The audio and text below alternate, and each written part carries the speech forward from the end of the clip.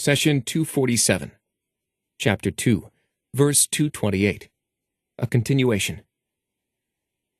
Divorced women keep themselves in waiting for 3 menstrual cycles, and it is not lawful for them, if they believe in God and the last day, to conceal what God has created in their wombs.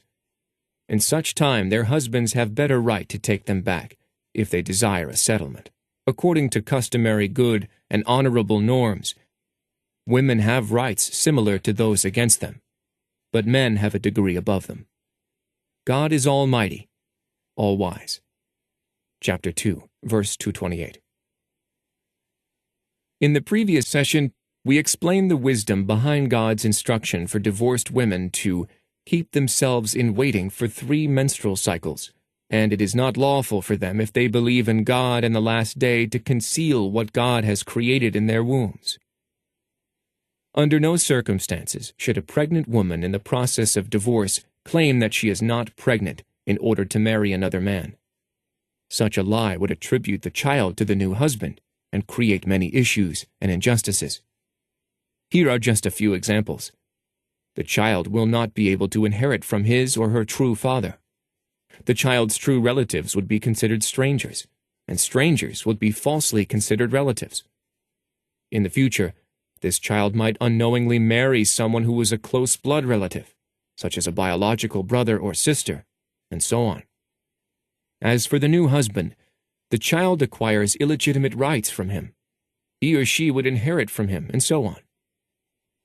God says, "It is not lawful for them, if they believe in God and the last day, to conceal what God has created in their wombs." Allah wants life to be based on purity and honor, where no one transgresses the right of another. The issue of concealing what is in the womb does not only apply to childbearing, it also applies to menstruation. Why, you may ask? We answer that it is not permissible for a divorcing woman to conceal her menstruation in order to falsely put the man under the impression that she is pregnant. This would allow her to prolong the period of waiting in hopes of getting back with him. God says, "And it is not lawful for them, if they believe in God and the last day, to conceal what God has created in their wombs." What do faith in God and the last day have to do with matters of pregnancy and menstruation? We answer that there is a close relationship between faith and Islamic laws, because pregnancy and menstruation are hidden matters that cannot be governed by law. Thus, it is the woman's faith that governs her honesty in such private matters. Allah continues, "In such time their husbands have better right to take them back, if they desire a settlement." The waiting period gives the husband the right to reconcile, take back his wife, and reunite the family. It is an implied part of the marriage contract that the woman should comply in such cases to preserve the family. Thus, God uses the phrase, "their husbands have better right," because it supersedes the rights of others. But in cases where the waiting period has expired, the woman and her guardians have the choice to accept or refuse. A new contract, dowry, and consent is required. Perhaps the most important issue to note here is that Allah stipulated that husbands have better right to take them back if they desire a settlement. Allah made the desire for settlement and reconciliation a precondition for the couple to return to each other. Since intentions are unseen, this condition comes as a warning to the husband. If the husband, for example, plans to bring the woman back into marriage to cause her harm or prevent her from moving on with her life, God Almighty will punish him for being unjust to her. The husband has the right to return to his wife only if he is sincere in his desire to provide a healthy environment for a marriage. Under Islamic law, the judiciary gives the man the right to go back to his wife regardless of what he conceals within himself. But if he intends evil, then he will bear the heavy burden of his actions before God. The verse then continues, "Women have rights similar to those against them, but men have a degree above them." What rights is the verse referring to? We answer that married life is a life of shared rights and responsibilities according to the nature of women and men. There is the right of sexual intimacy, which is equally shared between the man and the woman. Each has the right to sexual intimacy and the responsibility of providing sexual intimacy. The man has further responsibilities. He is to work, earn a living, and provide for his family according to his means, while the woman is required to provide a comfortable and peaceful home for the husband. God says, "And among his signs is that he has created for you, from yourselves, mates, that you may incline towards them and find rest in them. And he has engendered love and tenderness between you. Surely in this are signs for people who reflect." Chapter 30, verse 21.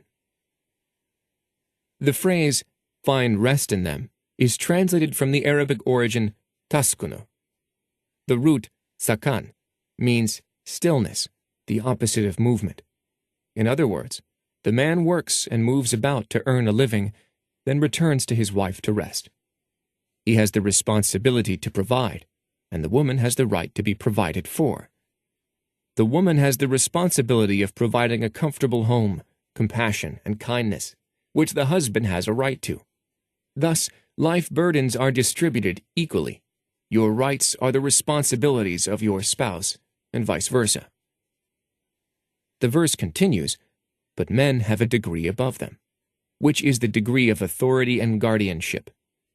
The degree of authority is something we need in all aspects of life. Any meeting of a group of people requires a person to preside over and organize. Similarly, any operation, regardless of how small, requires a person to manage it. This authority, if appropriately practiced, is a heavy burden. It is not a position to slack off, abuse, or dominate others.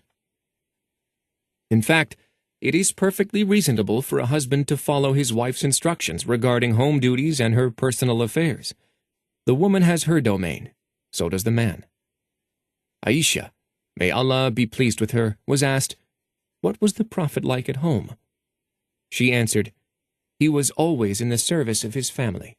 He would milk the goat, repair and wash his garments and shoes, and he would always serve himself." The husband has a degree above the wife because of his work outside the home and his responsibility to provide for the family. God says in the 34th verse of chapter 4, "Men are the guardians of women, because of the advantage Allah has granted some of them over others, and by virtue of their spending out of their wealth." Here we should pay careful attention to the words Allah used to end the verse. He says, "God is Almighty, all-wise." Within these terms is a warning to men. How, you may ask? We answer that Allah is the creator of men and women, and Allah takes care of his creation without discrimination. He is the all-wise, and through his wisdom he allocated rights and responsibilities. He granted men a degree over women through their spending and their authority to manage the family unit.